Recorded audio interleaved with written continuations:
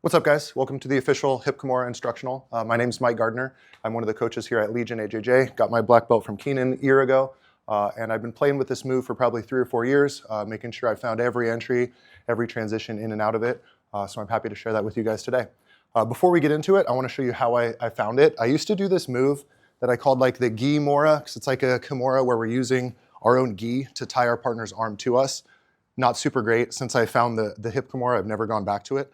But what it originally was if someone's like chasing my back or if they have my back, I'm gonna start getting a kimura grip on their arm, but I'm gonna tie their arm to my body with my gi, hence the gi mora. I need to clear the leg. I'm gonna slide over their body or over their leg here and start applying pressure on their arm with this gi grip.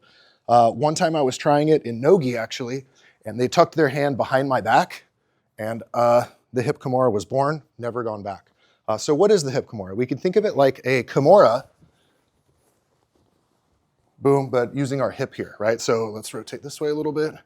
I want his arm on the ground or actually pretty close to his body with my hip blocking it, right? My other arm is gonna scoop nice and deep over his arm, grabbing onto my hip, onto my leg, somewhere in front of my body as I start applying pressure on his arm here. Now we could think of it also like a Keisagatami chest compression, where I'm scooping nice and deep, lifting my hip up, and I'm turning from my right hip up to my left hip.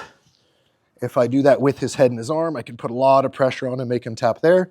If I don't have his head, if I have his elbow instead with his arm trapped behind me, I can actually finish my hip kimura here, right? We can also think of it like a Tarika Plata, where I'm throwing my leg over and using my legs to finish the kimura, but with our hip instead, I'm throwing my hip over and finishing our hip kimura here. So the way this instructional is gonna work, we're gonna go into some basic kimura mechanics to make sure that we have a strong understanding of the kimura grip itself, the kimura trap, and then we're gonna get into some awesome entries.